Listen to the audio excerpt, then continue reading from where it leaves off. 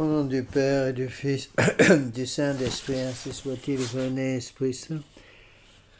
Remplissez le cœur de vos fidèles et allumez en eux le feu de votre amour. Envoyez votre Esprit, Seigneur. Il se fera une création nouvelle et vous renouvellerez la face de la terre. Prions Dieu qui avait daigné envoyer votre Esprit sur ce monde. Donnez-nous par ce même Esprit de comprendre et d'aimer ce qui est bien, de jouir sans cesse ces divines consolations.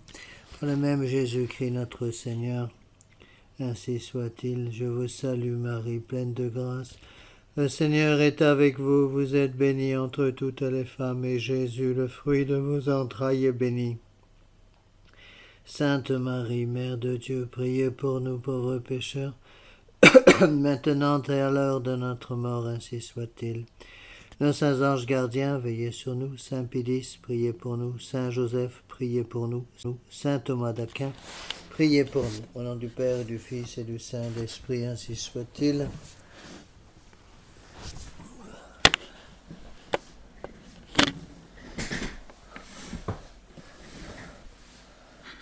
Eh bien, chers frères, mes bien chers amis, nous avançons dans cette œuvre gigantesque de Monseigneur Gaume sur la Révolution. Nous en sommes au chapitre 4 du deuxième volume. Je vais dans tous ces chapitres qui vont suivre sauter beaucoup de choses, parce qu'il va décrire avec tous les détails les différentes fêtes révolutionnaires, entre autres les fêtes de la nature, les fêtes à la déesse de la liberté, etc. Donc je prends simplement les passages qui peuvent vous intéresser. Rien ne vous empêche encore une fois d'aller vous-même chercher dans le texte original de Monseigneur Gaume le texte complet. Il y a beaucoup de choses qui peuvent être utiles. Donc pour l'État républicain, suivant les lettrés de l'époque, cet État républicain n'était rien d'autre chose qu'un retour à l'état de nature. C'est-à-dire qu'on quitte la grâce, on quitte l'état de grâce pour retrouver l'état de nature, et on se débarrasse de la grâce, et donc évidemment on se débarrasse de la gloire. Donc nous allons voir que la Révolution, ou la République, parce qu'en fin de compte c'est la même chose, va tout faire pour empêcher l'influence des parents sur leurs enfants, et même complètement couper cette influence en prétendant que la République est la mère de la nation, et que donc la nation entière est la famille de la République, et que donc les parents n'ont plus rien à dire dans l'éducation de leurs enfants. Donc il faut confier les enfants à la République, et la République s'occupe de ses enfants. C'est exactement ce qui se passe actuellement en France, avec les nouvelles lois qui cherchent à couper l'influence des parents sur leurs enfants dès l'âge de 3 ans, puisque maintenant, de plus en plus, le gouvernement français veut imposer l'école obligatoire à l'âge de 3 ans. Et donc, évidemment, comme à 3 ans, un enfant a impérativement besoin de sa mère, eh bien, il va falloir que la Révolution remplace totalement la mère. Et donc, il faut bien comprendre que les idées actuelles ne sont pas des idées nouvelles, ce sont des idées anciennes qui viennent, encore une fois, telles que l'a expliqué Monseigneur Gaume, de l'Antiquité, qui ont été reprises pendant la Renaissance et qui maintenant, après être passées par les mains du protestantisme, par les mains également de la franc-maçonnerie, sont arrivées dans la Révolution. La Révolution n'est rien d'autre, si vous voulez, que l'union de toutes les bêtises qui ont été dites sur ce sujet pendant l'histoire de l'Église. L'histoire du monde. Donc, mais c'est un petit peu ce que disait Saint Pédis. Saint Pédis disait que le modernisme, il avait du mal lui-même, en tant que pape, à définir le modernisme. Il a dit c'est l'égout collecteur de toutes les hérésies. Je pense qu'on peut dire la même chose sur la Révolution. La Révolution est également l'égout collecteur de toutes les hérésies. Alors, Monseigneur Gaume se pose cette question: de quels aliments ces âmes élevées par des religieux et des prêtres avaient-elles été nourries? À quelle époque faut-il remonter pour rencontrer des fêtes dont la solennité du 10 août, par exemple, est une ridicule et une humiliante parodie? Où trouve-t-on et le fond et la forme de ces hymnes à la nature, si ce n'est chez les poètes classiques et chez les révolutionnaires élevés à leur école. Monseigneur Gaume insiste lourdement là-dessus, en expliquant que tous ces lettrés qui font la révolution, qui poussent la révolution, si vous voulez, qui poussent la roue de la révolution, sont tous des gens qui ont fait des études. Au moins ceux qui dirigent. Ce sont des gens qui ont fait des études et qui ont été formés par des maîtres, lesquels étaient pratiquement tous des prêtres. Donc c'est la doctrine séduisante des maîtres admirés par la jeunesse. Donc comme Tibulle, Ovide, Sénèque, Horace, etc. Les esprits d'élite, dit Monseigneur Gaume, s'étaient donc laissés séduire par les rêves politiques et sociaux de cette belle antiquité, si longtemps admirée au collège. Donc ils vont arriver à dire, délivré du joug tyrannique de la société, je compris alors les charmes de cette indépendance de la nature. En fait, la nature n'est qu'un prétexte. Ce qu'ils veulent, c'est un esprit d'indépendance totale. N'oubliez pas que derrière toutes ces horreurs, il y a l'orgueil. L'orgueil qui a poussé Lucifer hors du ciel quand il a dit « je ne servirai pas », c'est de l'orgueil. C'est la même faute d'orgueil qu'on retrouve chez Adam et Ève qui se sont crus aussi forts que Dieu, qui ont cru qu'ils pouvaient devenir comme Dieu. Rappelez-vous, lorsque Saint Michel a mis en dehors du paradis, a rejeté hors du paradis tous les démons qui avaient suivi Lucifer, qu'est-ce qu'il a dit? Quid ut Deus est? Qui est comme Dieu? Et en fait, on voit très bien que c'est une roue qui va tourner constamment, et Monseigneur Gaume le fait remarquer, les vainqueurs du début, du 12 germinal, sont vaincus à leur tour, et le premier périal, en 3, la Convention nationale décrète l'arrestation de 14 de ses membres. Décrète l'arrestation de 14 de ses membres. Et donc, vous avez toute une série de membres qui étaient des révolutionnaires, qui vont être mangés par la propre révolution qu'ils ont déchaînée, parce que c'est une roue qui est en perpétuel mouvement. C'est ce qu'on appelle la révolution permanente. J'ai déjà expliqué. Donc, ces proscriptions sanglantes de la Convention à l'égard de ses propres membres, ces discours infamants prononcés contre ceux qu'on adorait la veille, toutes ces luttes de titans cherchant à escalader le ciel de la puissance, se faisant pour y parvenir un marchepied de cadavres de leurs collègues et pour s'y maintenir un rempart de leur tête. Donc, plus on avance, plus ils vont continuer. Et plus ils vont se détacher, en fait, du bon sens élémentaire. Et il va arriver à des inepties totales, on le voit très bien actuellement. N'oubliez pas que la théorie du genre, par exemple, n'est qu'une reprise de toutes ces idées complètement loufoques de la Révolution française. On en arrive à prétendre que chaque individu peut décider par lui-même s'il veut devenir un homme ou une femme, alors que la réalité nous dit que tous les hommes ont tous un chromosome X et un chromosome Y, et que toutes les femmes ont 2 chromosomes X, et donc il suffit de voir le nombre de chromosomes qu'on a, quels sont les chromosomes que nous avons dans les chromosomes de ce genre, et on peut déterminer si une personne est homme ou femme, et on ne peut pas changer ça. Quand un homme prétend devenir femme, et qui prend l'apparence extérieure d'une femme avec une chirurgie plastique très lourde, eh bien, il ne change pas son karyotype, son potentiel chromosomique. Il garde un chromosome X et un chromosome Y, donc il est toujours homme. Mais à partir du moment où on se coupe de la réalité, on tombe dans n'importe quoi. Parce que la réalité n'est plus là pour servir de guide. Les révolutionnaires de l'époque, juste après la révolution de 1789, vont en arriver jusqu'à instituer une fête du régicide. Pour peu, dit Monseigneur Gaume, qu'on étudie l'Antiquité païenne, on voit, comme nous l'avons remarqué, qu'entre les milliers de dieux qui s'étaient forgés, l'homme n'en adorait sérieusement qu'un seul, c'était lui-même. Et la même chose se reproduit, dit-il, dans le paganisme moderne. Sous le nom de toutes les divinités qu'elle décrète, dans toutes les fêtes qu'elle institue, la raison déifiée de nouveau s'adore seule et se glorifie. Soit qu'elle élève des temples aux dieux, ou qu'elle dresse des échafauds aux rois, elle manifeste également sa souveraineté. Donc dans cette fête, contre de ce fait qui glorifie le régicide, pour rendre la fête plus complète, les révolutionnaires proposaient d'y faire serment de haine à la royauté. C'est au nom des Grecs et des Romains que la royauté avait été abolie et Louis XVI condamné à mort. Et on va voir arriver les mêmes choses, les mêmes bêtises aujourd'hui, parce que l'histoire n'est qu'un éternel recommencement.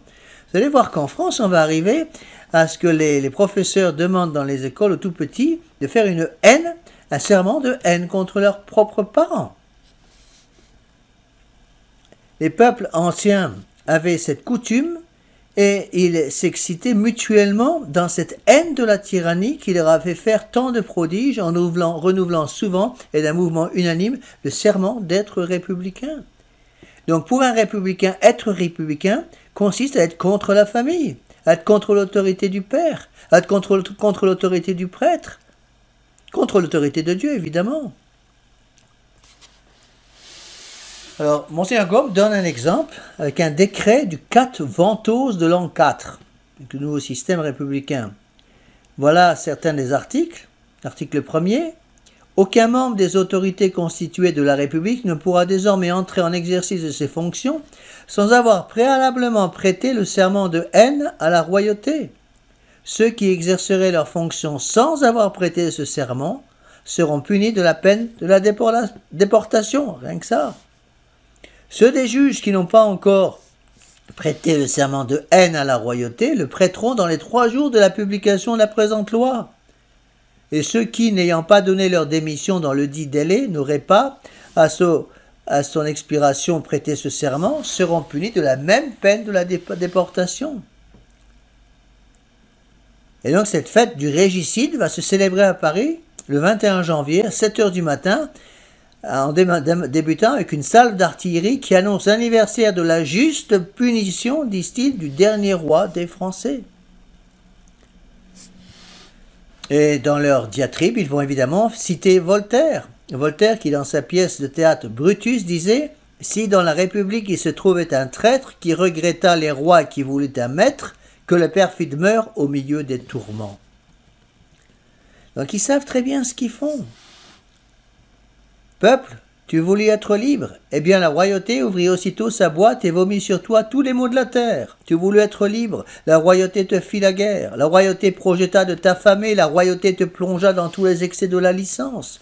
Tu voulus être libre, la royauté s'efforça aussitôt de couvrir la France de deuil et d'échafaud. Peuple, tu désires la paix, eh bien haine à la royauté, c'est elle qui donne la guerre. Tu éprouves des privations. Haine à la royauté, c'est elle qui voulut t'asseoir par la famine, t'asservir par la famine. Tu appelles la concorde et l'union, haine à la royauté qui organisa la guerre civile et le massacre des républicains. Il suffit à l'homme de sentir la dignité de son être pour idolâtrer la liberté, disait-il.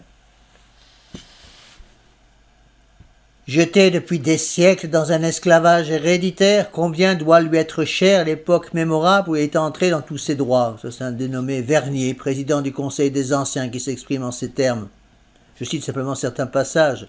Si le bonheur peut exister sur la terre, c'est dans une république démocratique qu'il doit se rencontrer. C'est dans un tel gouvernement que l'homme se trouve le plus rapproché de ses droits primitifs, de sa liberté naturelle et de son indépendance.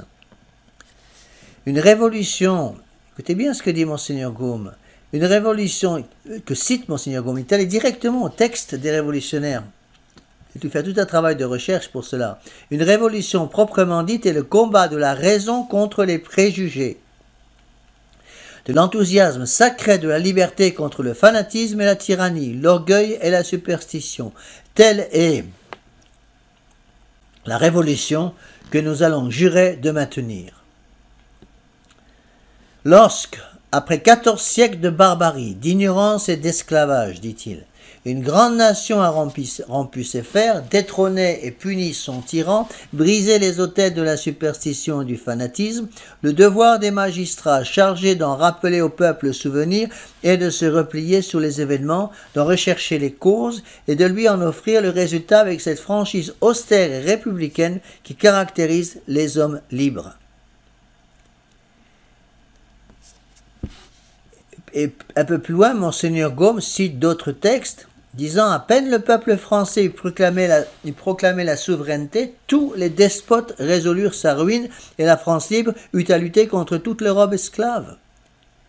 Vous ne craignez pas, citoyens, que les vainqueurs de Valmy laissent périr une patrie qu'ils ont une fois sauvée. Ils sont républicains. Vous les verrez bientôt devenir les émules des héros de la Grèce et de Rome. Si je vous ai rappelé le souvenir des forfaits et des crimes du despotisme, c'est uniquement pour vous bien pénétrer de la haine que vous allez jurer à la royauté. Et ce n'est pas simplement la haine à la royauté, c'est la haine à tout principe d'autorité. Et donc haine à l'Église.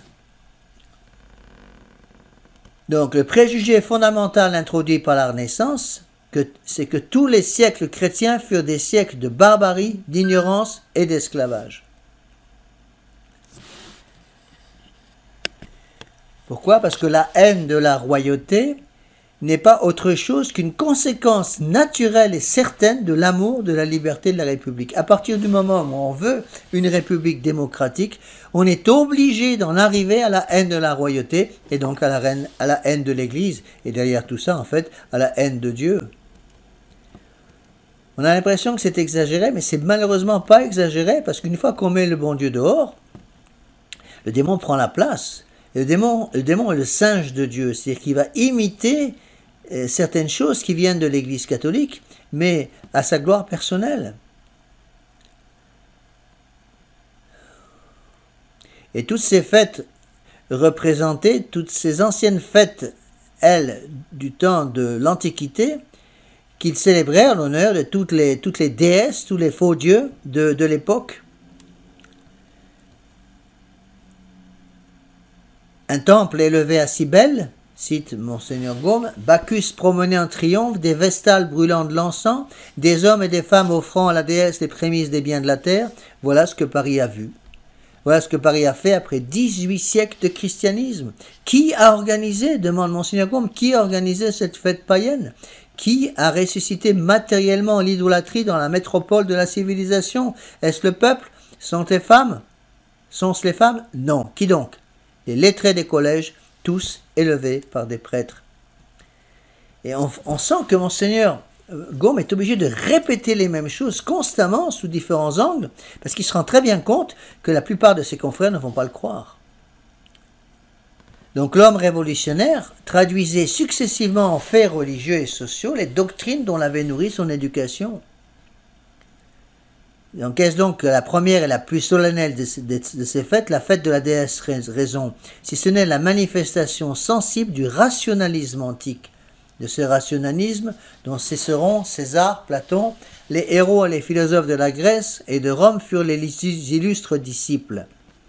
De ce rationalisme qui, reproduit par la Renaissance et propagé sous le couvert des anciens, envahit peu à peu le XVIe et le XVIIe siècle, qui s'épanouit au XVIIIe et qui finit par se réaliser d'une manière palpable dans le culte de la fête de la raison.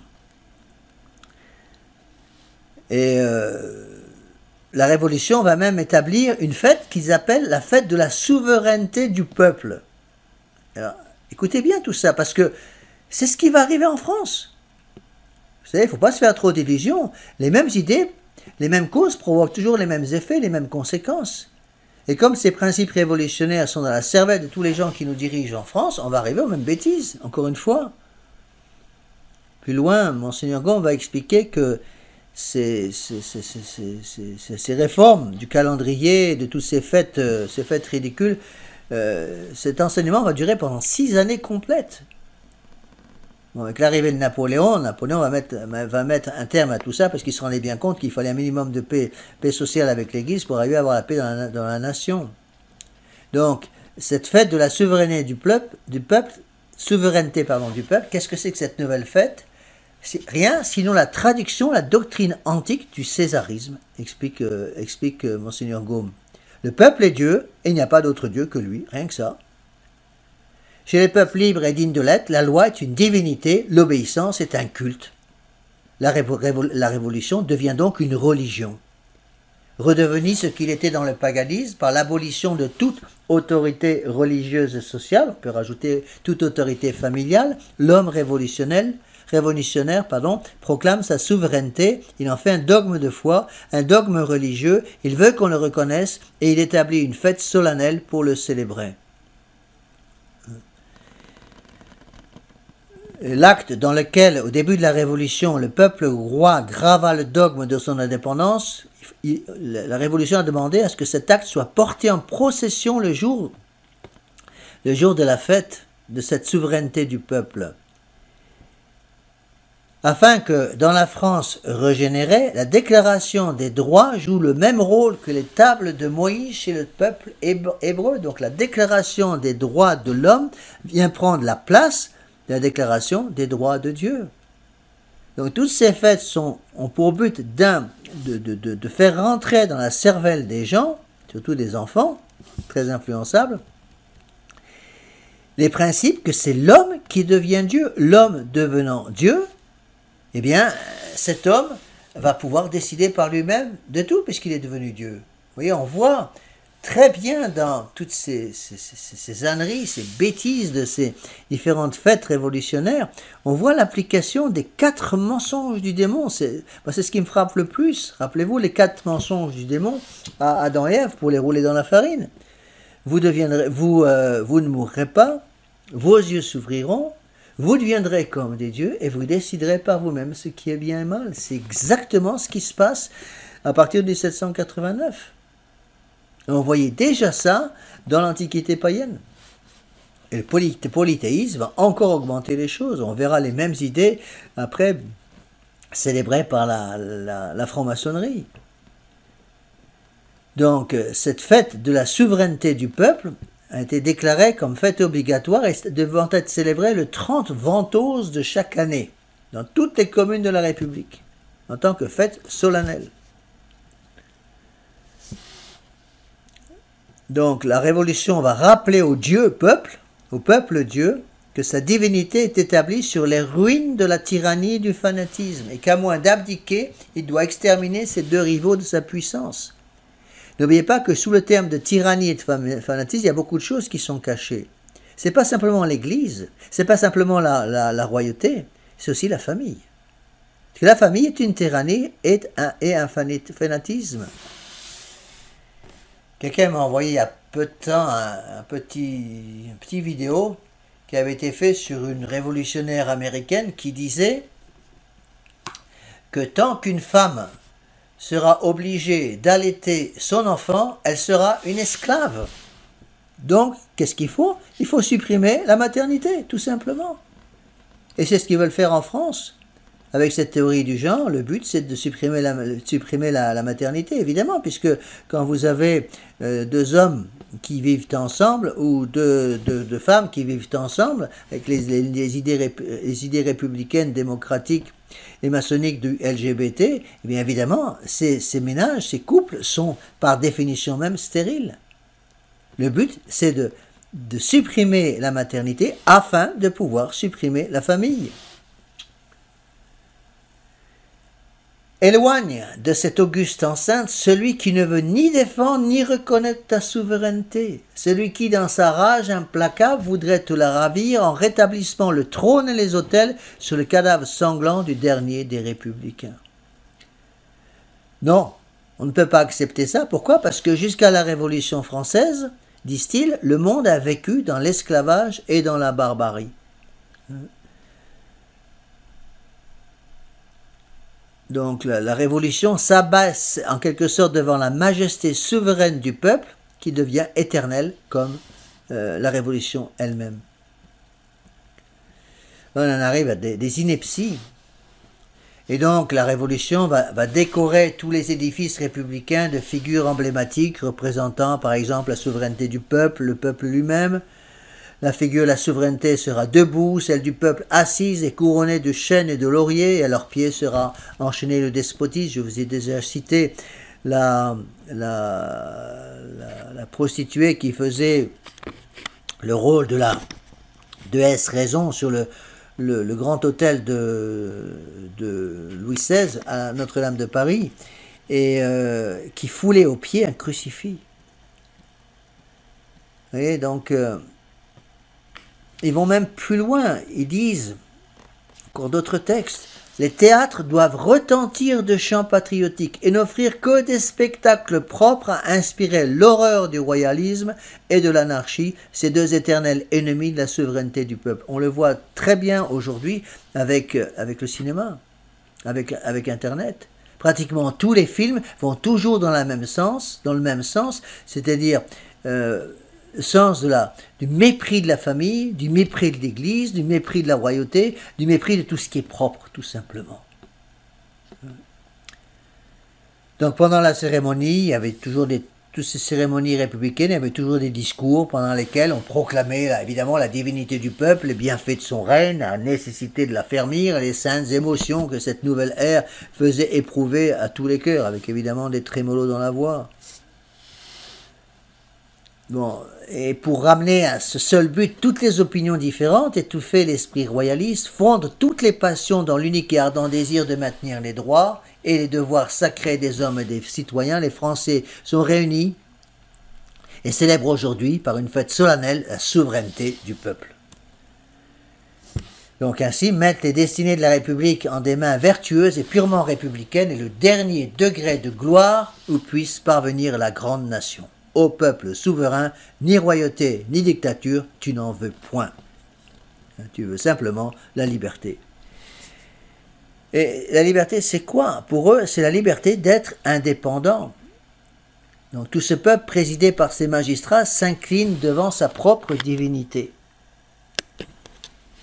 Cette phrase est très, très, très forte. Le peuple qui s'incline devant sa propre divinité. Vous vous rendez compte ce que ça veut dire? Et on peut même aller beaucoup plus loin. L'Église de Vatican II, c'est quoi? Ce sont les mêmes idées. On remplace la divinité par l'humanité. L'homme prend la place de Dieu. C'est clair et net.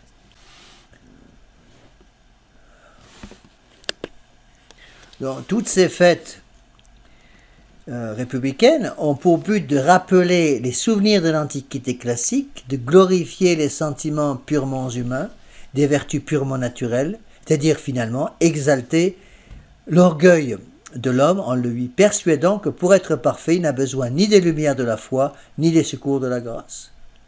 Vous voyez, donc, on redescend, c'est une descente aux enfers, si vous voulez. On passe de la gloire qui nous est promise au ciel. On descend de cette gloire. Pour refuser la gloire, on est évidemment obligé aussi de refuser la grâce. En refusant la grâce, on est obligé de refuser les sacrements qui donnent la grâce, et on descend dans la nature. Mais on descend dans la nature qui finalement n'est que la nature du démon. On en arrive à l'adoration du démon.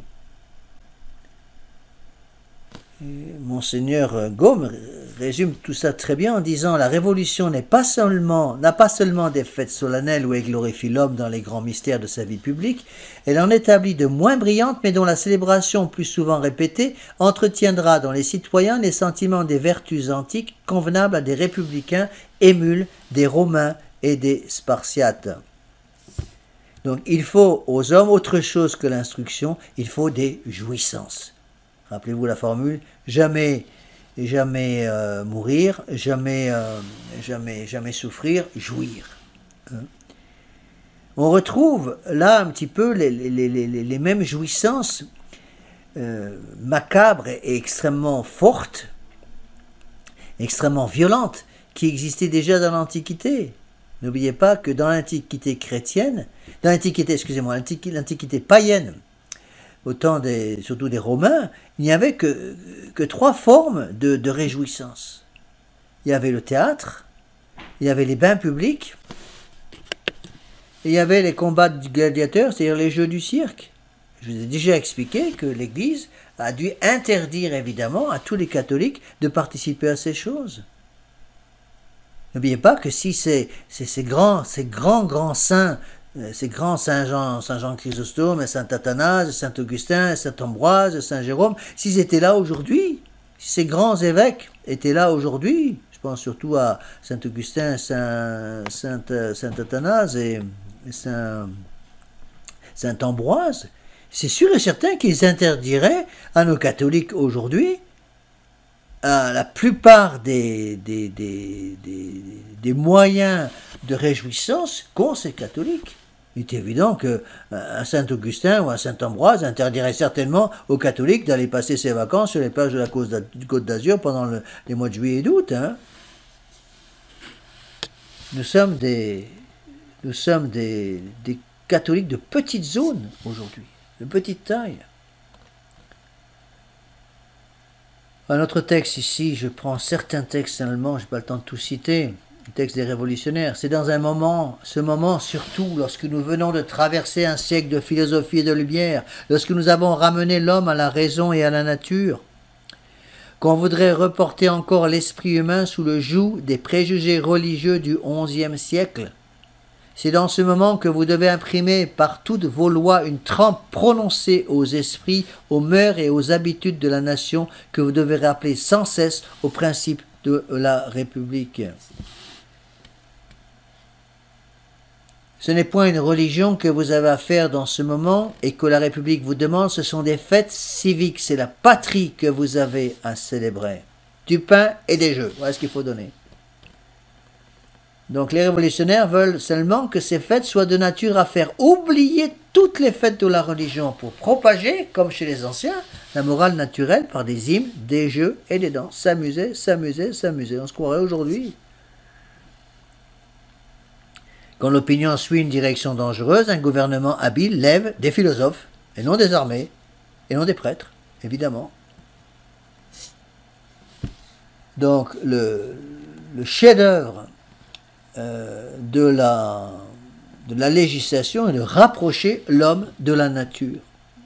N'oubliez pas que, en fait, ce rapprochement de l'homme à la nature va préparer la civilisation, plus exactement l'absence de civilisation, la révolution contre nature.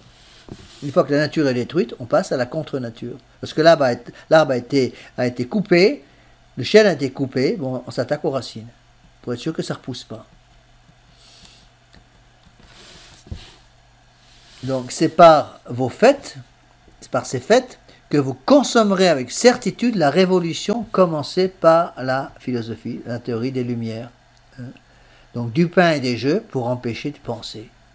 C'est exactement ce qui se passe aujourd'hui avec la civilisation ou l'absence de civilisation des écrans, Internet, la télévision, tous ces machins-là, partout, pour empêcher les gens de penser.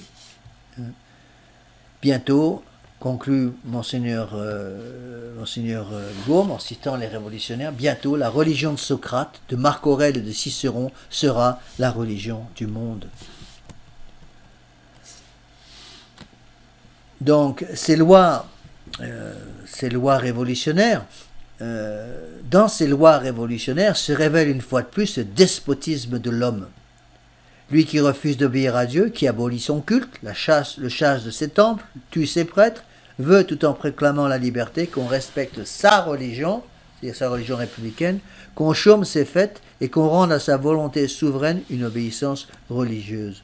Le travail sera donc obligatoire les jours consacrés au repos par la religion catholique. Donc tous les dimanches deviennent jours de travail obligatoires. Et ils vont même jusqu'à défendre de fermer les boutiques les jours consacrés au repos dans l'ancien calendrier catholique. Mais jusqu'où ils vont? Donc ils vont même changer les fêtes patronales en fêtes locales et champêtres pour glorifier l'agriculture. Donc dans la forme et dans le fond, tout respire l'Antiquité classique, et c'est donc la déification de l'homme c'est la déification de l'homme se consacrant des fêtes comme il le faisait à Rome et à Sparte il y a 2000 ans. Le célébrant de la même manière, se dressant des autels sur les débris des autels du Dieu vivant, et voulant que dans l'ordre religieux, toutes les têtes se courbent devant sa souveraineté comme elles doivent sous peine de l'échafaud, s'y courber dans l'ordre social. Toutes les têtes doivent être au même niveau. Et une tête qui dépasse, elle est coupée. Empêcher l'élite, détruire l'élite pour empêcher les gens de penser par eux-mêmes. Il ne faut plus qu'ils pensent, qui ne s'occupent que de jouir et qui est des gens bien épris des principes de la Révolution qui pensent pour eux. Donc les fêtes de la Révolution, comme la plupart des choses de cette époque, sont tout simplement des idées renouvelées des Grecs et des Romains pour ressusciter l'Antiquité classique, regardée par la Révolution comme le type même de la perfection. Donc il faut prendre pour type de fête révolutionnaire les fêtes de l'Antiquité païenne. En formant donc des hommes susceptibles d'être animés par l'amour des grandes choses, par le sentiment des plaisirs aimables, par l'attrait de la gloire, par la raison et par la volupté. Donc, jouir, jouir, jouir. Empêcher les gens de penser par la jouissance. Donc on a fait un acte de haute politique en abolissant le christianisme. Donc le français tenant du grec et du romain, il faut donc instituer des fêtes où se réfléchissent le caractère des peuples de l'Attique et des peuples du Latium.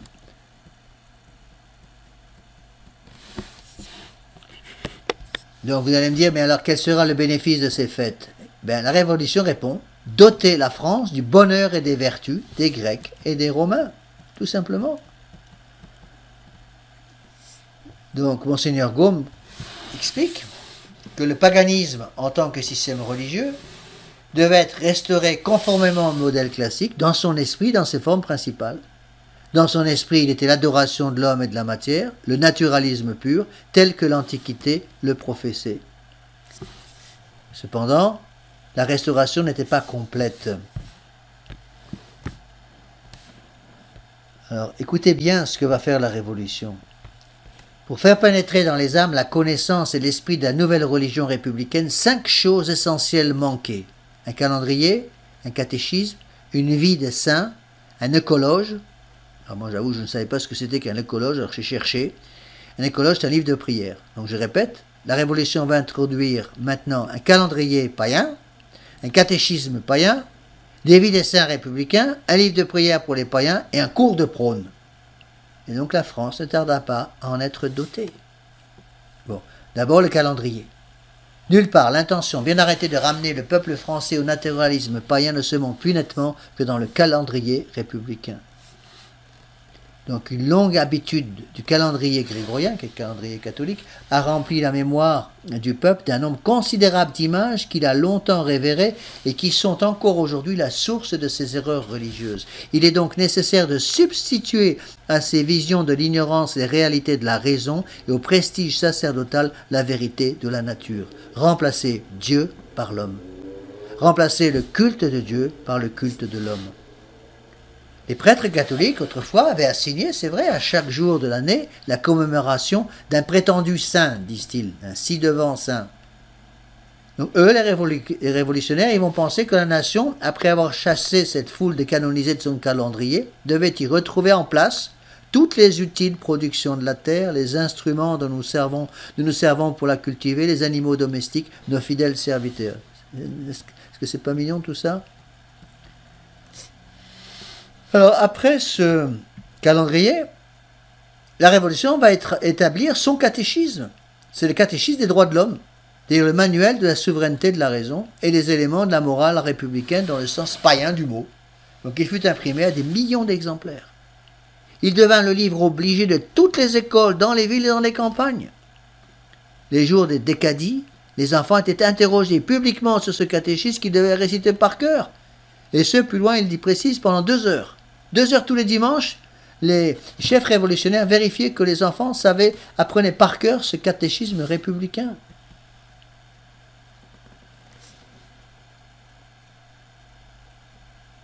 Et entre autres, les enfants devaient dire cette formule: je reconnais que l'universalité des citoyens français est le souverain, je promets soumission et obéissance aux lois de la République. Puis il n'y a pas que ça. Il y avait aussi une nouvelle vie des saints républicains. Donc les vies de Plutarque donnaient le commentaire pratique du catéchisme républicain, avec obligation pour les instituteurs d'en faire la lecture aux enfants chaque dimanche, encore une fois, pendant 2 heures. Que tous ces lettrés du collège savaient bien ce qu'ils faisaient, semez du Plutarque, avait dit un de leurs oracles, et vous récolterez des républicains. Pourquoi? Parce qu'on trouve dans l'ouvrage de Plutarque, Lévi, deux choses capitales. Des actes d'une vertu toute humaine et l'enthousiasme républicain suivi de l'apologie perpétuelle du suicide. Avec ces honnêtes gens sans religion, cet auteur, Plutarque, plus peut-être qu'aucun autre, a contribué à créer le naturalisme moderne. Naturalisme en vertu, naturalisme en politique et en appréciation des choses, naturalisme en histoire, en philosophie, en art, partout la glorification de l'homme, de sa raison, de sa prudence et de sa force. Et ça ne suffit pas. La Révolution va encore ajouter un livre de prières. En 1793 parut ce livre de prières appelé Eucologe, ou livre d'heures destiné aux fidèles de la nouvelle religion. Voilà le titre. Office des décades, ou discours, hymnes et prières en usage dans les temples de la raison, dont le principal but est de propager les principes sacrés de la raison, base inébranlable de notre impérissable République. Pourquoi? Parce qu'on avait donné à toutes les églises conservées le vocable de temple de la raison. Donc on avait conservé les églises, mais on les avait transformées en temples républicains. Donc cet ouvrage commence par une espèce d'hymne à la liberté, une espèce d'introïte de la messe révolutionnaire. Toi, sainte liberté, viens habiter ce temple, sois la déesse des Français. Descends aux libertés, fille de la nature, le peuple a reconquis son pouvoir immortel, sur les pompeux débris de l'antique imposture, ses mains relèvent ton autel. Venez, vainqueurs des rois, l'Europe vous contemple, venez, sur les faux dieux, étendez vos succès. Après, une espèce d'épître. Le devoir d'un vrai patriote est d'employer tous ses moments à étendre autant que ses moyens le lui permettent les progrès de la raison, de la liberté et de l'égalité. Donc toutes ces fêtes avaient pour but de rendre hommage à la divinité, la nouvelle divinité, de faire jouir en commun les citoyens des plaisirs inappréciables de la liberté.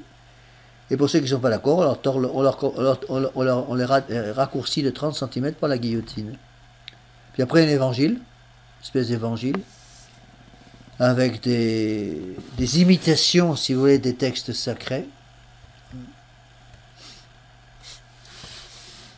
Alors, je ne cite pas tous les exemples que donne Monseigneur Gaume, parce que ce serait beaucoup trop long. Sachez qu'après cet évangile républicain vient le prône, donc le sermon. Reçois le serment solennel de tes enfants, que tes enfants, doux espoir de la patrie, te font par ma voix, de vivre pour la liberté, la raison et l'égalité. Donne-nous la prudence et le courage nécessaires et des républicains vertueux qui ne veulent croître que pour défendre l'ouvrage immortel de la respectable Père, la République une et indivisible des Français. Vive la République. Puis, évidemment, la préface. Une préface, encore une fois, pour imiter la messe catholique. Et comme prière du soir, les enfants, avant de se coucher, adressent un hymne à la liberté. Après quelques couplets en l'honneur du jeune Barras, un révolutionnaire, on récite le pater, le credo, le décalogue républicain. Cette prière fut même imprimée à part sous le titre « Prière républicaine adressée à l'être suprême propre à réciter dans toute l'étendue de la République les jours de fête ». Alors il y avait un Notre Père, voilà le texte, ahurissant. Liberté, bonheur suprême de l'homme sur la terre, que ton nom soit célébré par toutes les nations, que ton règne bienfaisant arrive pour détruire celui des tyrans, que ton culte sacré remplace celui de ces idoles méprisables que tu viens de renverser, que la justice soit désormais la règle de nos volontés. Ne laisse plus tes lâches ennemis partager avec nous notre pain quotidien. Méprise leurs offenses, mais punit leur audacieux attentat, fais-les rentrer dans la fange de l'esclavage, puisqu'ils s'y plaisent, seconde nos efforts pour venger l'humanité de leur scélératesse, ne nous laisse point succomber à la séduction de leurs infâmes agents, mais délivre-nous pour toujours de la féodalité, et fais qu'un jour, enfin, l'univers retentisse des noms sacrés de liberté, d'égalité et de justice. Amen. C'est ahurissant, mais c'est ce qui se faisait. Et puis, le credo républicain, évidemment, Alors ça vaut encore son pesant de cacahuètes, alors je vous le lis parce que c'est vraiment extraordinaire. Je crois dans un être suprême qui a créé les hommes libres et égaux, qui les a faits pour s'aimer et non pour se haïr, qui veut être honoré par des vertus et non par le fanatisme, et aux yeux duquel le plus beau culte est celui de la raison et de la vérité. Je crois que l'unité et l'indivisibilité de la République fait le bonheur du peuple, qu'un attachement sans borne à la Constitution qu'il a acceptée peut seul lui en assurer la jouissance, et que l'homme, pour conserver ses droits, ne doit jamais oublier ses devoirs. Je crois à la destruction prochaine de tous les tyrans et de tous les rebelles, à la régénération des mœurs, à la propagation de toutes les libertés et au triomphe éternel de la liberté. Amen. Alors évidemment, il faut être complet, donc on rajoute un décalogue. Alors voilà les commandements républicains à méditer. La République tu serviras, une, indivisible seulement. Au fédéraliste fera la guerre éternellement, ça c'est les royalistes. En bon soldat tu te rendras à ton service exactement. Pour tous les cultes tu seras, comme veut la loi, tolérant. Les beaux-arts tu cultiveras, d'un état ils sont l'ornement. Évidemment, tous les cultes sont acceptés, sauf le vrai, c'est évident. À ta section, tu viendras, convoqué légalement. Ta boutique, tu fermeras, chaque décadie strictement. La Constitution, tu suivras, ainsi que tu en as fait serment. À ton poste, tu périras, si tu ne veux pas vivre, si tu ne peux vivre librement. Et puis, finalement, un cours de prône pour apprendre, être sûr que les républicains disent ce qu'il faut dire. Et donc, on leur donne un cours, un discours décadaire pour toutes les fêtes républicaines, publié dans le Moniteur du 16 octobre 1794. Donc, c'est une preuve de plus de la déchéance de la raison à la fin du XVIIIe siècle de l'ère chrétienne et de la volonté bien arrêtée des lettrés révolutionnaires de restaurer le paganisme comme système de religion nationale, le naturalisme en religion, le tyrannicide en politique et par-dessus tout la haine du catholicisme. Voilà le fond de ces prônes officiels. Il faut prêcher la haine des rois et des prêtres, et donc la haine de Dieu, évidemment. Pourquoi? Parce que le christianisme, selon eux, dégrade l'homme et le pervertit. Il sera donc un objet de haine et de persécution. La nature, au contraire, qui perfectionne l'homme, sera l'objet de son culte.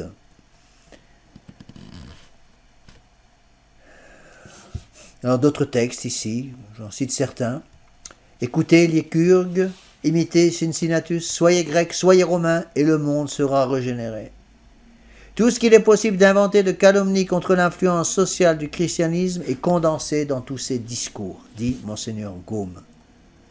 La République est la religion du Christ.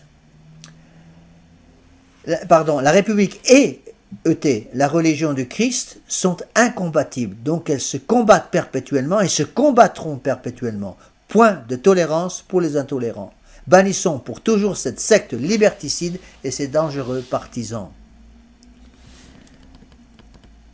Si le roi se saisit du poignard, le républicain tombe et périt. Si c'est le républicain, il ne doit pas balancer s'il veut que la liberté reste debout. Donc on pousse complètement les jeunes, surtout à l'assassinat. On voit l'appauvrissement de la raison, de la perversité des âmes à cette époque préparée par 3 siècles d'enthousiasme pour le paganisme. Alors, on continue. J'en suis déjà au chapitre 11, parce qu'encore une fois, je ne cite pas tout. Je prends certains passages simplement. Si païennes qu'elles soient, donc ces fêtes officielles, dit Monseigneur Gaume, que nous venons de décrire, ne révèlent pas complètement les projets des lettrés qui, pour l'instruction des siècles, se trouvaient alors les maîtres absolus du pouvoir, et donc des âmes. L'iconolatrie, c'est-à-dire le culte symbolique des divinités païennes, ne leur suffisait pas. Ils voulaient le culte réel des dieux de la Grèce et de Rome. Repeupler toutes les parties de la nature des divinités antiques, les faire adorer à Paris et en France sous les mêmes noms, et de la même manière que Sparte, Rome et Athènes les adoraient dans la Grèce et dans l'Italie. Substituer les rites païens aux rites chrétiens, la morale de Sénèque, de Cicéron et de Platon à celle de l'Évangile, la religion naturelle à la révélation, en un mot, restaurer complètement et matériellement le paganisme classique, telle est la pensée qui fermenta dans leur tête et qu'ils s'efforcèrent de traduire en institutions durables. Ils sont devenus complètement fous.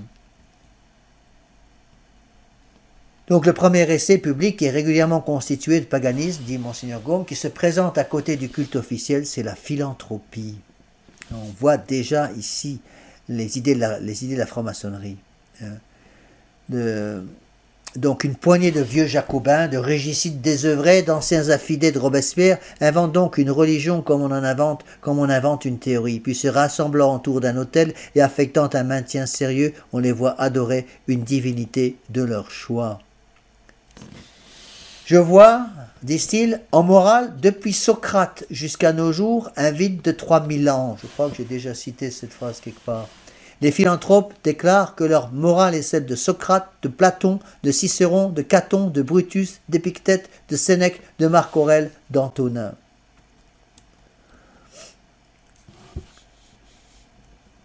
Alors après, ils vont imiter tous les sacrements, entre autres le baptême. Donc à sa naissance, l'enfant, par exemple, est élevé vers le ciel et présenté au temple républicain. Le ministre va tremper son doigt dans une coupe d'eau et trace sur le front de l'enfant les deux lettres C, T, qui signifie citoyen théophilanthrope. Pauvre gamin, hein, qui devient citoyen théophilanthrope au lieu de devenir un enfant de Dieu. Il lui met un peu de miel sur les lèvres en disant qu'il soit doux comme le miel de l'abeille. Puis, lui donnant une fleur odorante, il lui dit que le parfum de ses vertus soit plus suave que cette fleur, qu'elle fasse un jour, si c'est une fille, le bonheur d'un époux, la joie, la consolation de ses parents. Si c'est un garçon, à la fleur, le prêtre joint un petit rameau de chêne ou de laurier, et à ces mots, le bonheur d'un époux, il substitue la gloire de sa patrie. N'est-ce pas mignon tout ça? Il faut vraiment lire ces textes pour se rendre compte de la bêtise dans laquelle ces esprits étaient tombés. Donc, à l'instar même du culte officiel de Robespierre et de la Convention, la théophilanthropie eut ses livres liturgiques, ses cours de prône, ses heures, son catéchisme. Il ne manque plus que le bréviaire.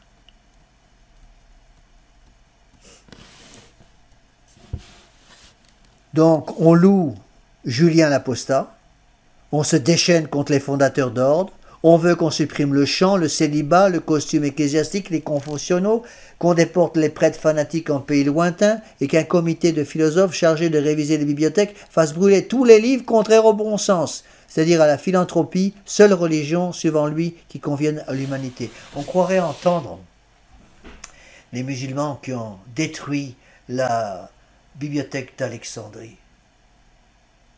On arrive à des bêtises invraisemblables.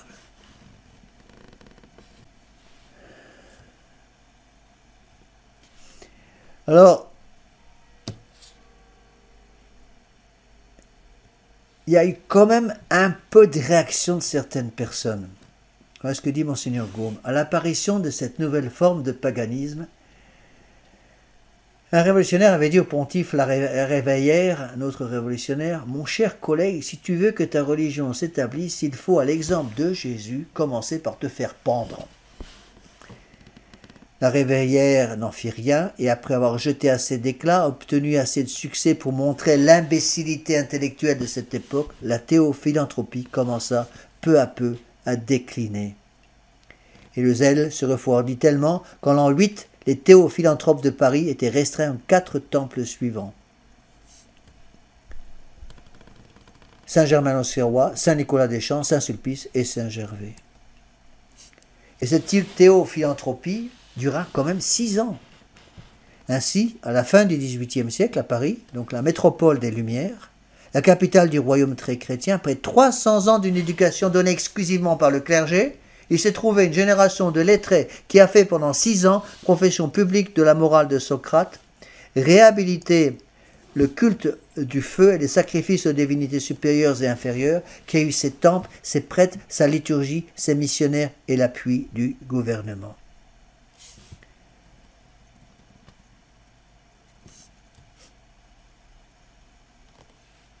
Alors, Monseigneur Gaume dit que le paganisme poltron des théophilanthropes, le culte iconolatrique de Robespierre et de la Convention ne sont qu'un premier pas vers le retour de l'antique idolâtrie.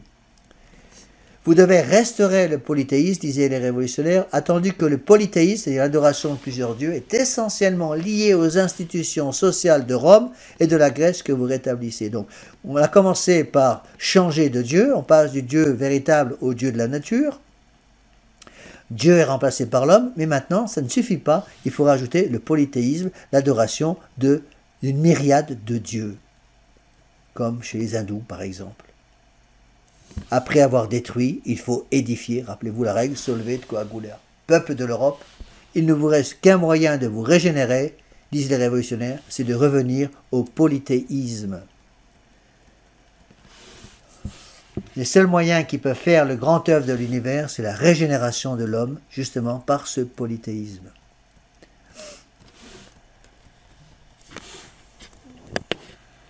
Donc il va y avoir plusieurs pratiques, plusieurs noms, mais c'est toujours la philosophie des Lumières, par toute une série de groupements qu'on appelle les martinistes, les philalètes, les illuminés, et tous professaient cette même philosophie païenne, à savoir le culte de l'homme qui remplace le culte de Dieu. Ces pompes d'art païens qu'on décore du nom de Renaissance. Et là, il y a une phrase importante. L'art de la Renaissance avait porté un coup mortel à l'ancien dogme et à la sainte austérité de l'Église avant que la Révolution française en balayât les débris. Dans l'éducation même, comme dans les livres offerts à ces générations nouvelles, la mythologie ne tenait-elle pas plus de place que l'Évangile? Donc on remplace, encore une fois, les droits de Dieu par les droits de l'homme. Donc la déclaration des droits de l'homme va remplacer le décalogue. Il nous semble désormais établi, conclut Monseigneur Gaume, que si la France n'est pas redevenue païenne, ce n'est pas de la faute ni de la Renaissance ni des lettrés révolutionnaires. Rendons grâce à la Providence qui a déjoué leur funeste projet, mais sachons profiter de la leçon. Malheureusement, on n'a pas profité de ces leçons. J'en suis maintenant déjà au chapitre 13. Je reprends certains passages. Les mêmes circonstances étant données, dit Monseigneur Gaume, les mêmes causes produiront toujours les mêmes effets. Élevée comme celle de 1793 à l'école des républiques de l'Antiquité, la génération de 1848, c'est la révolution qui suit, s'est montrée la fidèle héritière de son aîné. Si elle ne l'a pas imité en tout, ne doit-on pas dire que c'est le temps et non la volonté qui lui a manqué?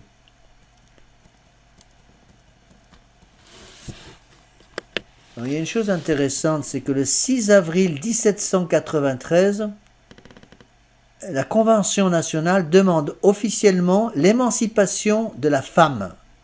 Glorieuse extension de la loi du divorce de la Convention nationale dont M. Crémieux, juif de son état, demande le rétablissement. Donc on voit bien pousser le divorce pour détruire la famille.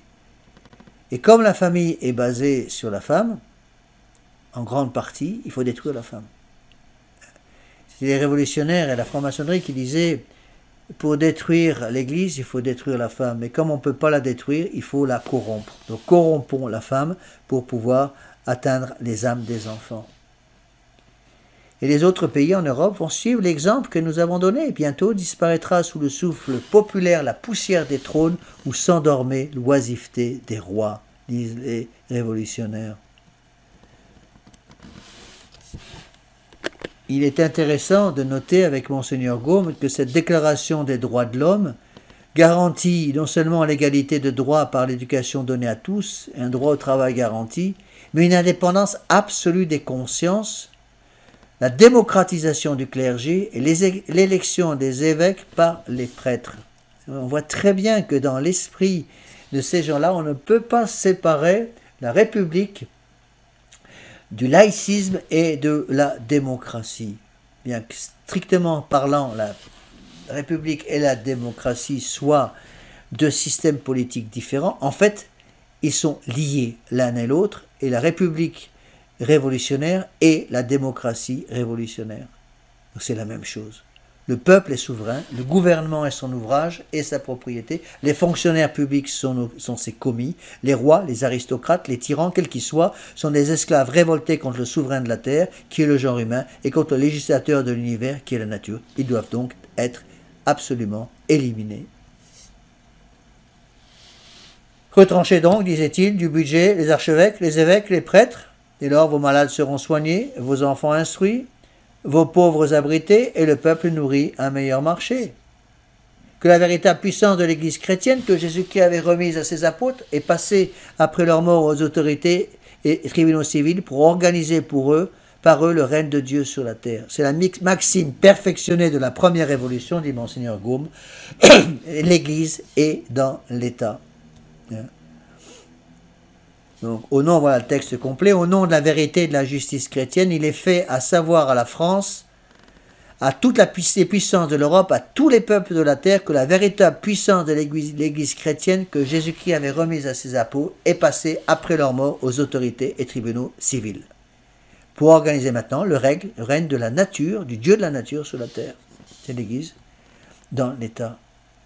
Donc comme sa sœur aînée, la révolution de 1848 efface autant qu'elle peut tous les souvenirs, tous les emblèmes de la royauté et de la supériorité sociale.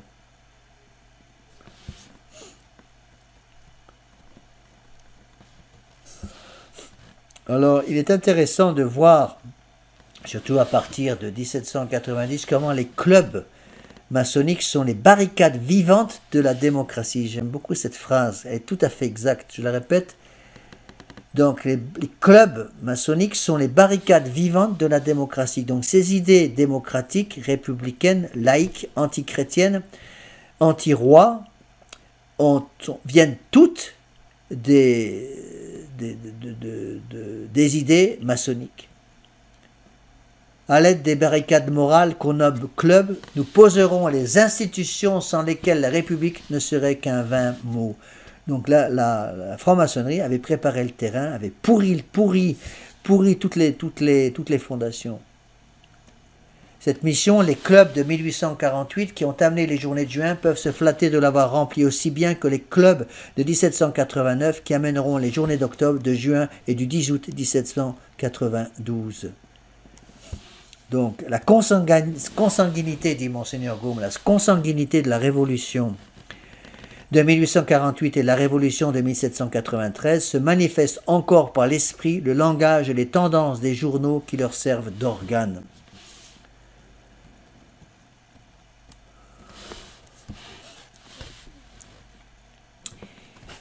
Alors, ces idées maçonniques sont passées surtout par la presse républicaine en 1848, qui rédigeait ces feuilles incendiaires, des jeunes échappés de collèges et de petits séminaires, des lettrés de haut ou de bas étage, fiers de se dire tribun du peuple, continuateur de Brutus, fils légitime des grands démocrates de 93.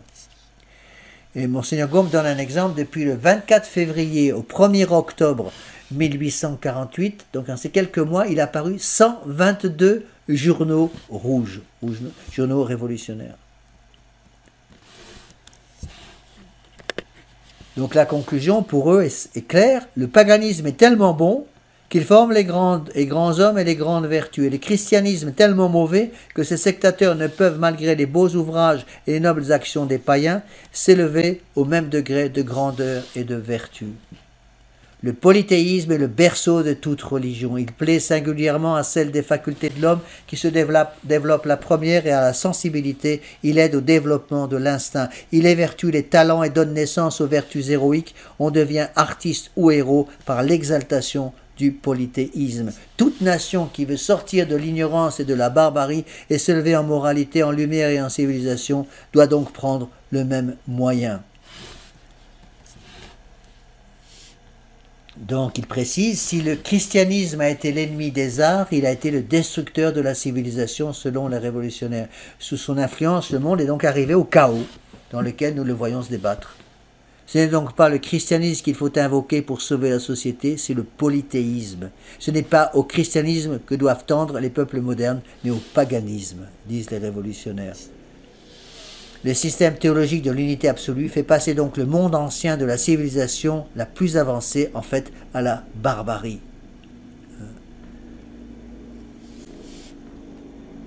Donc les révolutionnaires vont aller jusqu'à dire que la charité n'appartient pas au monothéisme. Elle est fille du paganisme de la Grèce et de Rome. Il faut voir de quelle charité aussi ils veulent parler. C'est évident qu'ils ne parlent pas de l'amour de la vérité. Deux dogmes, le paganisme et le christianisme, se disputent la possession morale de l'homme. Mais ce qui les distingue l'un de l'autre, c'est que le premier, le paganisme, n'exige pas une soumission aussi aveugle que le second, le christianisme. Des nombreux tourments, tant de l'esprit que des corps, des peines éternelles pour des délits passagers et humainement excusables, même pour des déterminations dignes d'éloge, telles que le doute philosophique protège le christianisme. Ces peines créent autour de l'homme une atmosphère de terreur.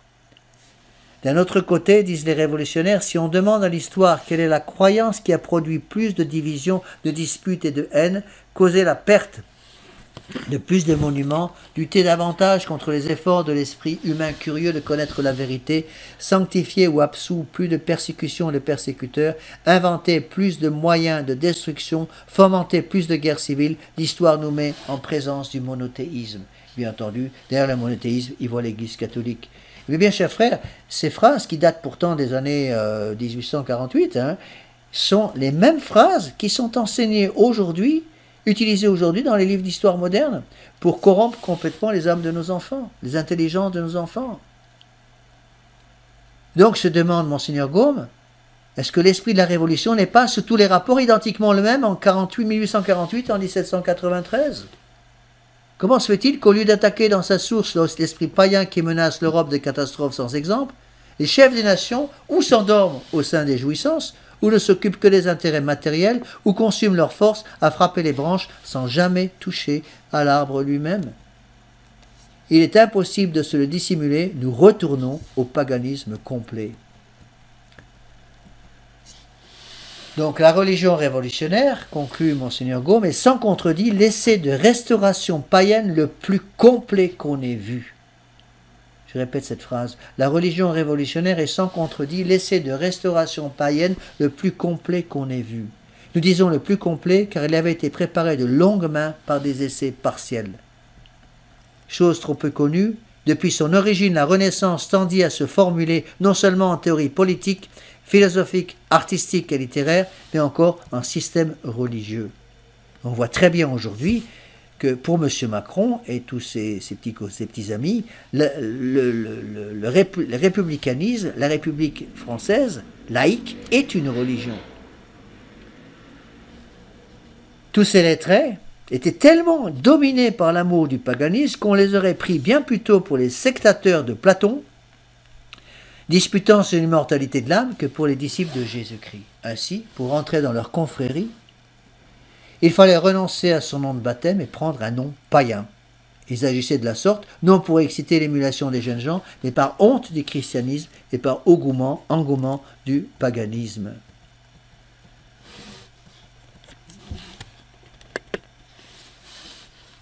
Monseigneur Gaume réexplique les choses, vous voyez, il répète les choses en utilisant une lumière un peu différente, des termes un peu différents à chaque fois. Donc il faut reprendre toutes ces phrases pour bien comprendre ce qu'il veut dire. Pour lui, donc, le paganisme renaissant se montrait dans ses véritables adeptes avec l'inaliénable caractère qu'il eut dans l'Antiquité, à savoir l'orgueil et la volupté. Les ennemis de toute autorité, ils conspiraient contre les pouvoirs établis. Discutaient dans leurs réunions à la manière des anciens philosophes sous les dogmes les plus sacrés de la religion et ne craignaient pas de soutenir les erreurs les plus monstrueuses et les plus contraires à la foi. Volupté, il prêchait d'exemples et de paroles le culte du plaisir. Jouir, le culte de la jouissance. À l'exemple de Rome et de Florence, l'Europe entière se couvrit alors de confréries socratiques où les lettrés s'essayaient à l'envi à ruiner le christianisme et restaurer le paganisme. Donc, en fait, c'est du panthéisme, à cause de leur opinion particulière sur Dieu et sur l'univers. Panthéisme, c'est quoi? Le panthéisme est une erreur philosophique, une monstruosité philosophique qui consiste à ne plus faire de différence entre le Créateur et la créature. Il n'y a plus de différence entre le Créateur et la créature, et donc toutes les créatures montent au niveau du Créateur et deviennent Dieu.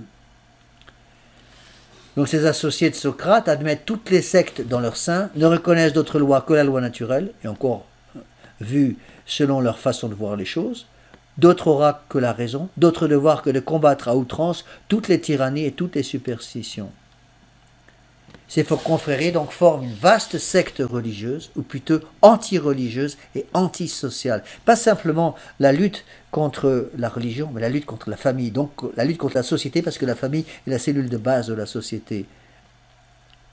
Donc cette secte a pour but et pour effet de saper le christianisme, de soutenir sous le patronage de Socrate, de Platon, de Virgile, d'Horace, de Cicéron, en un mot, de tous les auteurs classiques, les plus monstrueuses erreurs, le rationalisme, le panthéisme, le naturalisme, le matérialisme, l'éternité de la matière, l'âme universelle, la réabsorption de tous les êtres dans le grand tout, le mépris de toute religion positive et la haine de toute autorité.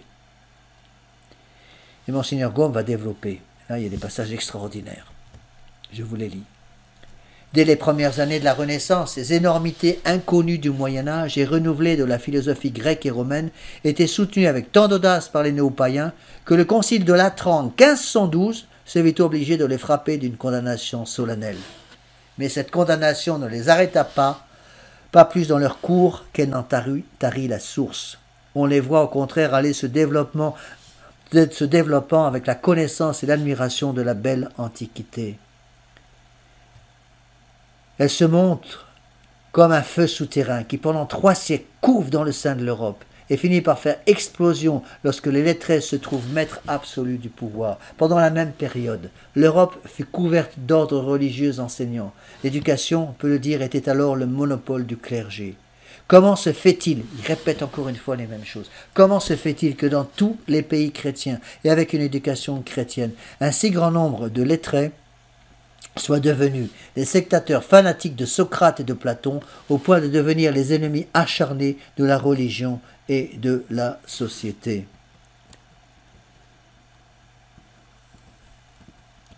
Vous voyez, les termes sont très forts, donc je reprends, je répète, je suis le principe éducatif de Monseigneur Gaume, répéter pour que ça finisse par rentrer. Donc, on arrive au blasphème le plus éhonté par une parodie plus sacrilège encore que de la célébration des saints mystères. Et il donne toute une série d'exemples de ces prières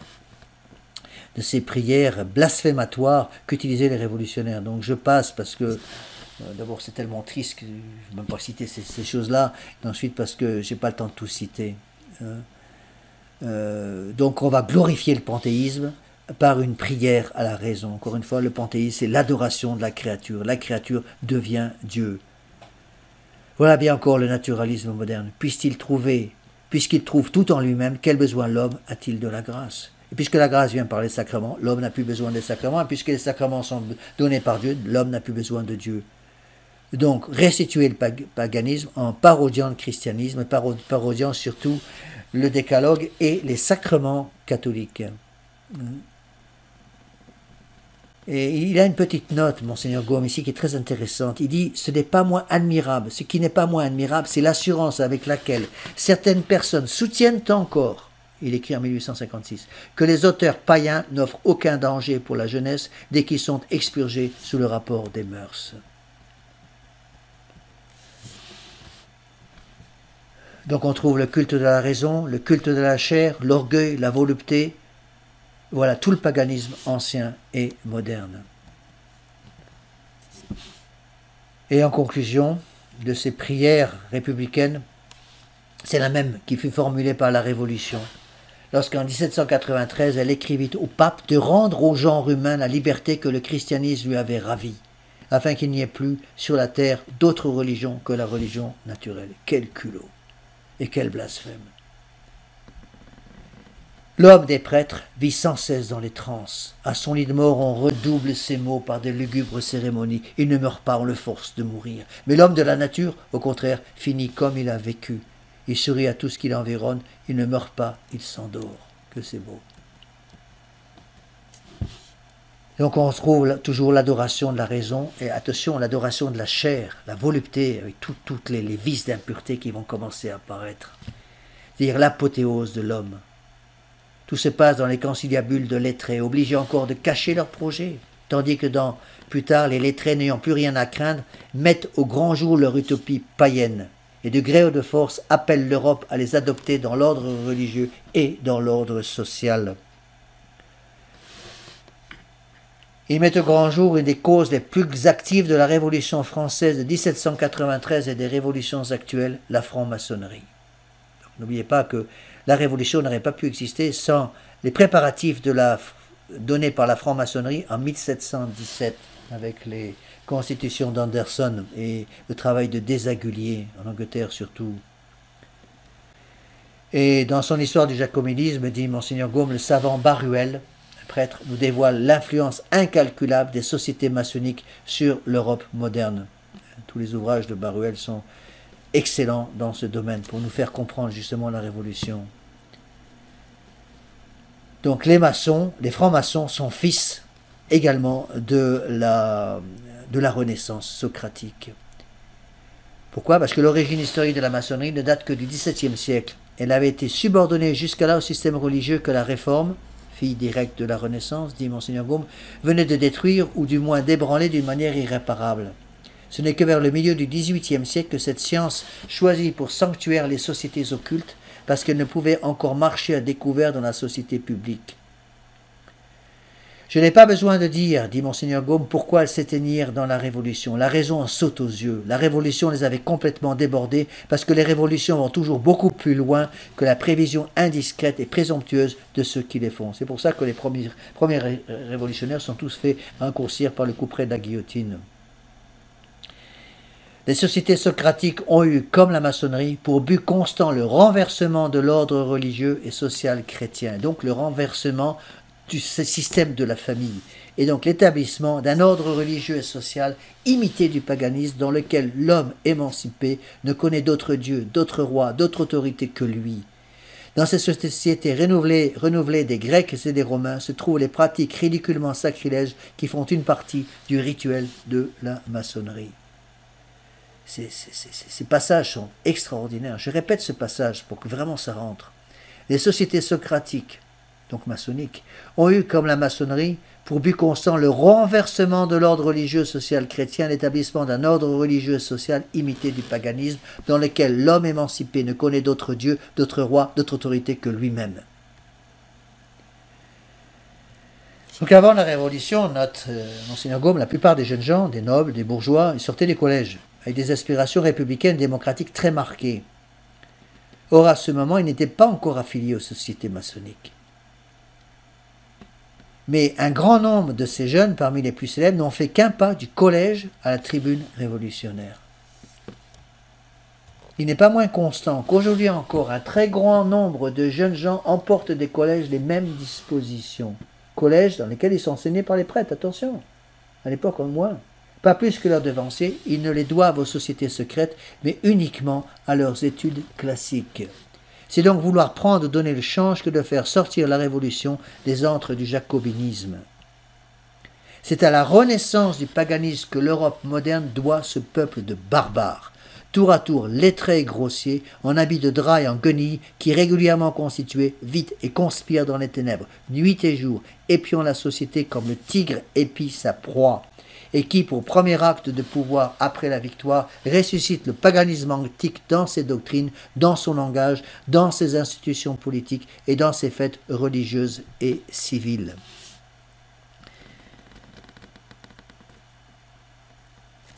Donc je vais vous lire le résumé général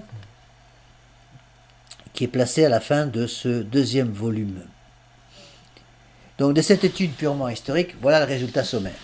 C'est à l'imitation de l'Antiquité classique que la Révolution inaugure le culte de la raison, et qu'à la fin du XVIIIe siècle, on revoit l'homme prosterné comme au siècle d'Auguste aux pieds de Vénus. C'est au nom des Grecs et des Romains que la Révolution établit le culte iconolatrique de l'être suprême et proclame l'immortalité de l'âme. C'est au nom des Grecs et des Romains, et en copiant mot à mot leur calendrier, que la Révolution institue ses fêtes officielles, en prescrit la célébration et en détermine les cérémonies. C'est au nom des Grecs et des Romains que, faisant un pas de plus vers le paganisme classique, Elle inaugure la religion des théophilanthropes. C'est au nom des Grecs et des Romains qu'elle substitue publiquement la morale de Socrate à la morale de Jésus-Christ, qu'elle réhabilite le culte du feu et qu'elle offre des sacrifices aux divinités supérieures et inférieures. C'est au nom des Grecs et des Romains que, pressée par la logique, elle demande formellement dans un grand nombre d'ouvrages, ceux de Quintus Auclair en particulier, le retour social au polythéisme et la restauration réelle du culte public et domestique des Romains. À moins de déchirer l'histoire, voilà des faits qu'il est impossible de nier. Quelle en est la cause? Vous trouvez étrange, dit un écrivain distingué, vous trouvez puéril, absurde, qu'on attribue à l'influence du paganisme dans l'éducation les parodies ridicules ou atroces de la Révolution française, les erreurs, les travers, les agitations et les maux que vous déplorez comme nous. Alors dites-nous pourquoi et comment la société française, élevée, enseignée, éduquée jusqu'en 1789 par des jésuites, des oratoriens, des prêtres, des instituteurs religieux, s'est trouvée à la fin du XVIIIe siècle composée en grande partie de nobles corrompus, d'abbés de cour ou de boudoir, d'écrivains sceptiques, de poètes licencieux et de bourgeois démagogues. Dites-nous pourquoi et comment, depuis 3 siècles, les souverains, les grands de la terre, les hommes instruits ont donné au monde tant de mauvais exemples, commis tant d'abus, excité tant de passions, semé tant d'idées fausses et perverses. Pourquoi, non contents de les corrompre par le spectacle de leur débauche et de celle de leur cour, les rois ont arraché une à une au peuple leurs antiques libertés municipales et provinciales, fondement nécessaire de toutes les autres libertés? Pourquoi les peuples, à leur tour, appelés à se gouverner eux-mêmes, se sont consumés en vains et stériles efforts pour organiser l'ordre et la liberté?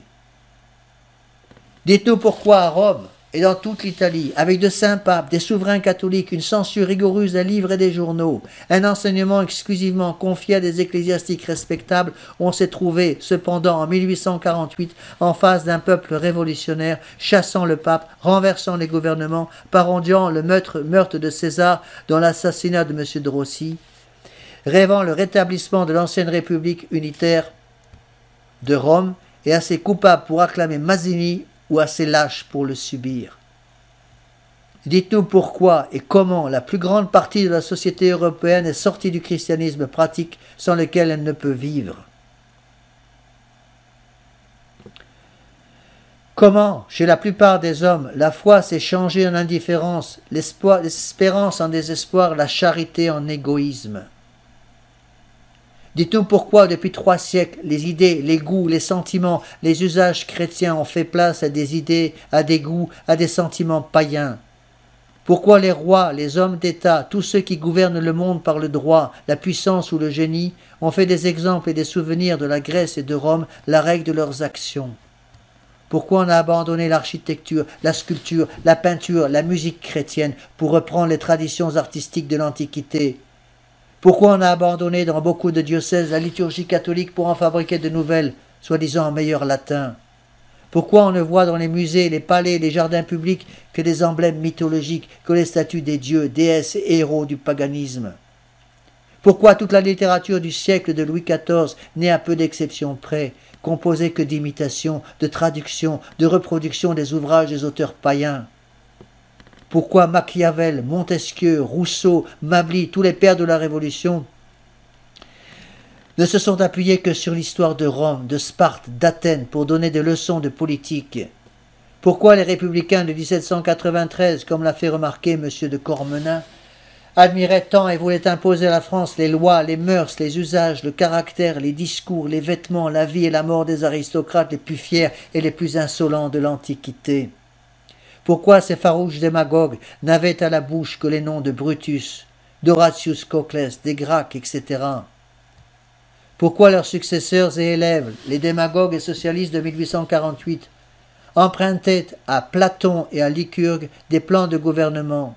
Pourquoi enfin on ne peut pas dans la société actuelle ouvrir un livre, entrer dans un édifice public, étudier l'histoire contemporaine, considérer les institutions des peuples chrétiens, leur gouvernement, leurs mœurs, leurs usages, leurs amusements, leurs théâtres, sans y trouver la trace et l'empreinte du paganisme? Voilà une partie des questions que s'adressent aujourd'hui et depuis longtemps beaucoup d'esprits sérieux, d'hommes instruits, de bons citoyens, de bons catholiques. À ces questions auxquelles personne jusqu'ici n'avait répondu peut-être d'une manière satisfaisante et décisive, un prêtre respectable, M. l'abbé Gaume, à cause de cette phrase, je ne sais pas qui a écrit ce résumé, mais c'est tout à fait dans l'esprit de Monseigneur Gaume. C'est exactement ce qu'il dit. Donc l'abbé Gaume est venu proposer une solution qui avait déjà été indiquée par Monseigneur Parisi, évêque de Langres, et qui a été adoptée par Monseigneur le cardinal archevêque de Reims, que plusieurs hommes éminents, et notamment Donoso Cortés, le père Ventura, avait déjà signalé comme la seule véritable. Cette solution consiste à dire que la Renaissance a mis le paganisme dans l'enseignement, que l'enseignement depuis 3 siècles a versé le paganisme goutte à goutte dans le corps social, que l'infiltration de ce poison a gangréné le monde, que le remède à un tel mal, c'est de transfuser, pour ainsi dire, du sang chrétien dans les veines de la jeunesse et de ne la nourrir et l'abreuver que d'idées, de pensées, d'exemples, de souvenirs empruntés aux siècles et aux auteurs chrétiens. On peut refuser d'admettre cette explication, on peut contester l'efficacité de ce remède, mais alors il faut donner une autre explication, indiquer un autre remède.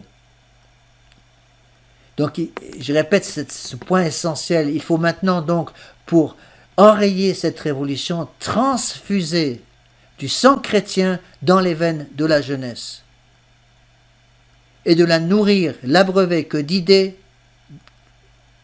de pensées, d'exemples, de souvenirs empruntés aux siècles et aux auteurs chrétiens qui méditent sur les martyrs des premiers siècles. Il ne suffit pas, cependant, je me semble, de dire comme Monseigneur Dupont-Loup, l'évêque d'Orléans, qui était un libéral fini, continuez, disait-il, à faire ce que nos pères ont fait. Attendu, dit Monseigneur Gaume, qu'il est certain que nos pères n'ont pas prévu les révolutions et les maux de la société actuelle et n'ont pas su l'en préserver. Dire à un homme qu'il est arrivé au bord d'un précipice et qui en mesure la profondeur, continuez à aller devant vous, à suivre la route que vos pères ont tracée il y a 3 siècles. Fermez les yeux et avancez. Voilà ce qu'ils disent. À moins de promettre à cet homme un miracle, d'être sûr que Dieu enverra ses anges pour empêcher qu'il ne se heurte la tête et ne se brise les membres en roulant dans l'abîme, n'est-ce pas donner un conseil bien étrange et assez difficile à pratiquer?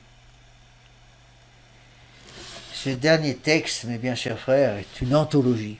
C'est un texte magnifique. Je vous conseille beaucoup de le réécouter et de le faire écouter autour de vous.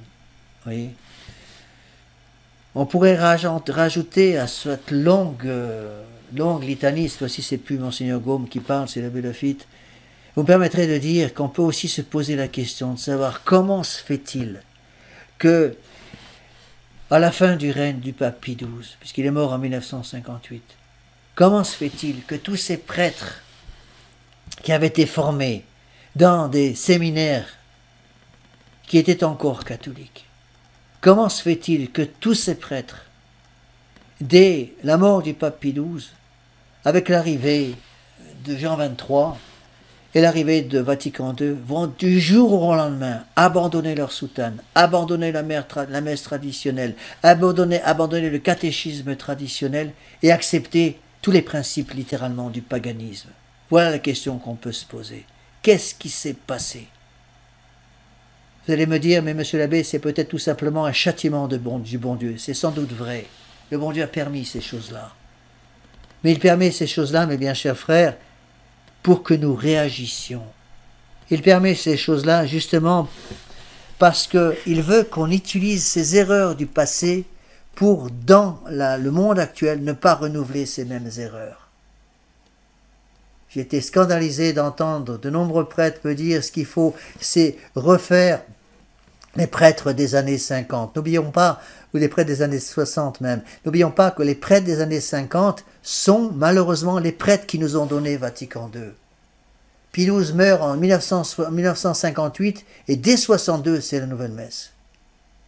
Dès 62, excusez-moi, c'est Vatican II qui arrive. Dès 69 c'est la nouvelle messe. Dès 83 c'est le nouveau code de droit canonique. Et toute l'Église s'écroule en tant qu'institution humaine. En tant qu'institution divine, les forces du mal ne prévaudront point contre elle. Mais les forces du mal peuvent prévaloir contre les hommes d'église, mes bien chers frères. Alors prions Saint Joseph, ce mois de mars. Prions Saint Joseph, prions la très sainte Vierge Marie, prions tous les grands papes qui ont fait l'Église. Je pense surtout à Pie IX, à Saint Pie X et même au pape Pie XII. Pensons à ces grands envoyés de Dieu. Supplions le bon Dieu de nous envoyer une nouvelle Sainte Jeanne d'Arc pour que nous puissions de nouveau voir refleurir la foi catholique dans l'âme de nos enfants. Nous allons terminer avec une prière. Nous avons aussi terminé ce deuxième volume, si Dieu veut, donc je continuerai avec l'étude du troisième volume dès que je trouve le temps pour le faire. Terminons par une prière. Au nom du Père et du Fils et du Saint-Esprit, ainsi soit-il. Je vous salue Marie, pleine de grâce, le Seigneur est avec vous, vous êtes bénie entre toutes les femmes, et Jésus, le fruit de vos entrailles, est béni. Sainte Marie, Mère de Dieu, priez pour nous pauvres pécheurs, maintenant et à l'heure de notre mort, ainsi soit-il. Nos saints anges gardiens, veillez sur nous. Saint Pie X, priez pour nous. Saint Thomas d'Aquin, priez pour nous. Au nom du Père et du Fils et du Saint-Esprit, ainsi soit-il.